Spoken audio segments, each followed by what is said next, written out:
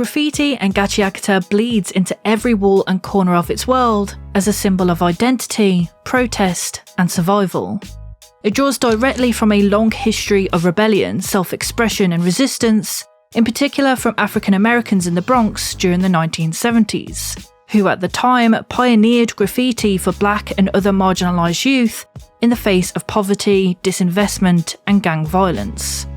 It provided a way for them to assert their presence, create a sense of identity and community, and challenge the negative narratives surrounding their neighbourhoods, not too dissimilar to Rudo's story in Gachiakuta. Well, some call it art, others call it vandalism.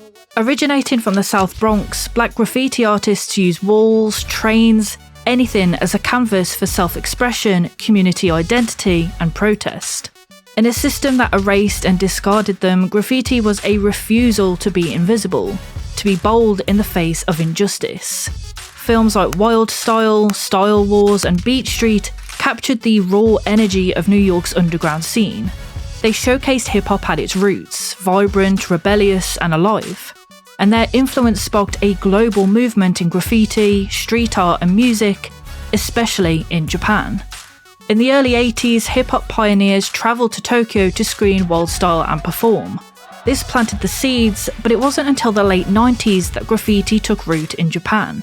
Pioneers like Don D. White and Futura massively influenced both graffiti art and culture in Japan, Futura working with the brand A Bathing Ape, solidifying his influence on Japanese streetwear and art scenes. And so, alongside rap, breaking, and DJing, graffiti became one of the 4 core elements of Japanese hip-hop culture.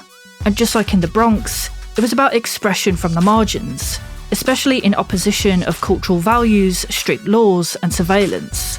Japan has a strong emphasis on public order, respect for property, and cleanliness, and so that is coupled with severe penalties for vandalism that discourages graffiti, leading to further negative connotations of a subculture that challenges traditional norms and enriches Japan's urban environment.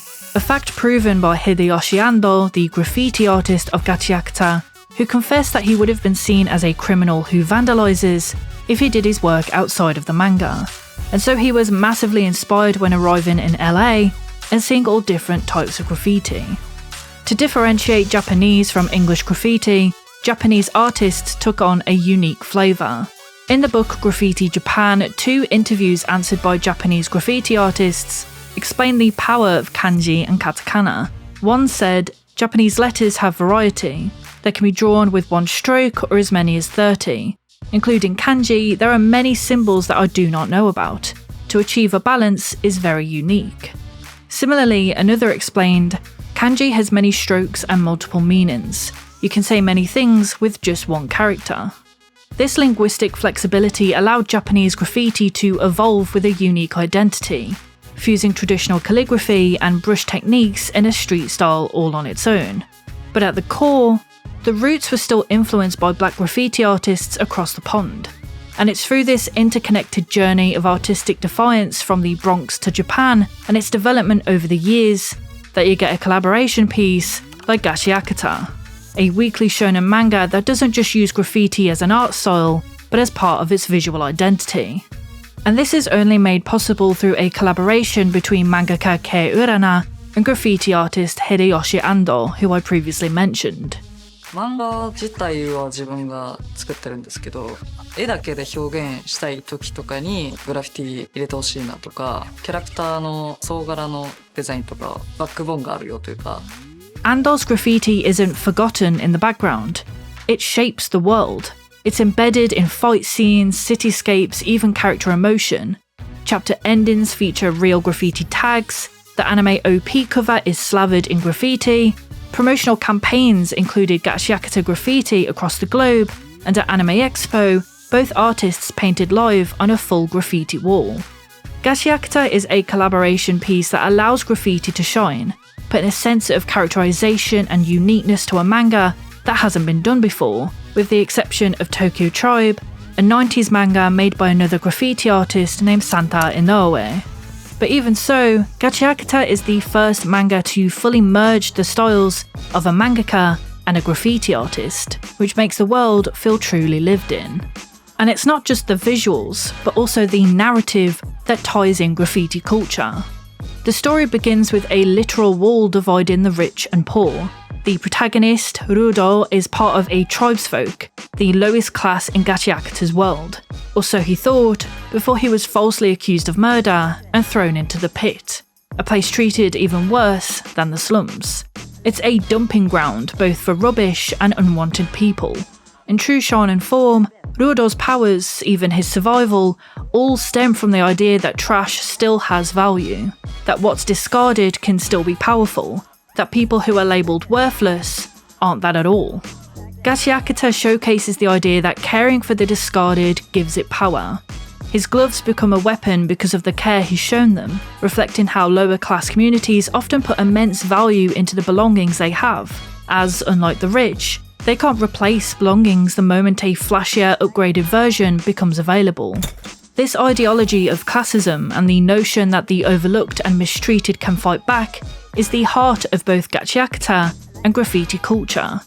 The slums and the pit experienced significant poverty, disinvestment and care. Graffiti became a way for people to express their frustration and dissatisfaction with these conditions, and most importantly, to build connections with others. In Gachiakuta, you see Rudo seek community and hope in a world that tries its hardest to exile him from it. He finds a true place to call home, surrounds himself with other marginalised people who face the same social and economic hardships and fight against injustice. In fact, eventually, Gachiakuta introduces Canvas Town, a city built on freedom, literally called the City of Graffiti. It's a place where people can make art without judgment, a haven for self-expression, a world where creativity isn't criminalised, where people who live outside the system can still live fully. It reflects how black graffiti pioneering worked in the 70s, offering belonging, even family, to those who feel rejected or ignored. Urana mentioned that Gachiakuta is inspired by Japanese mixture rock, a genre that emerged in the late 90s, early 2000s, and is closely tied to bands like Dragon Ash and Orange Range, who were heavily influenced by African American musical traditions, especially hip-hop, funk and rap, a genre fusion of grit, rebellion and multiculturalism. Mixture rock in Japan blends punk's rebellion, hip-hop's street-born authenticity and funk's rhythm, all of which were pioneered or shaped by black artists. Think musicians like James Brown, Grandmaster Flash, Death, Bad Brains. Even the fashion in Gachiakuta echoes this. Tattoos, leather, stretchers, DIY patches, oversized jackets, a street aesthetic that screams defiance. All that makes Gachiakuta not just punk-inspired, but a manga that channels the raw energy of black cultural resistance through graffiti, music, and narrative.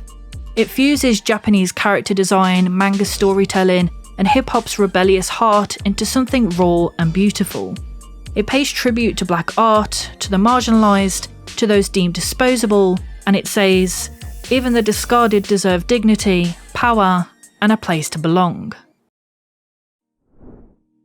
Hey guys, thanks for watching to the end of the video. As always, this was kind of a surprise release. I'd been working on the script absolutely ages ago and then kind of left it on the back burner. I've done a little project for someone which I think will come out soon-ish, and as I was waiting for feedback on the work I'd done for them, I just ended up doing this video because it didn't really take that long to do because it wasn't all manga, there was a lot of footage as well. So yeah, I didn't tell anyone about this video other than a few people, a few friends who checked out the script, including Johnny, and I'll put Johnny's link in the description if you haven't already watched his videos. Great guy, great videos. I hope this is a video that you guys liked. It's a little bit different, that brings something new to the table. Other than that, if you'd like to support me and the channel, I do have a Patreon, which I will link in the description. You can join for like £1, I think it is, a month, and you get to join my Discord and a few other bits and bobs as well. If you join the higher tier, you get to have your name,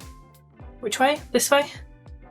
On the end of the video. And as always, I thank my patrons every single time because this channel has been helped so much by Patreon, and my next video I've had to pay for quite a bit of manga, so the funds from my Patreon does help that quite significantly. So I appreciate it a lot. But with that being said, I'll catch you guys in the next video.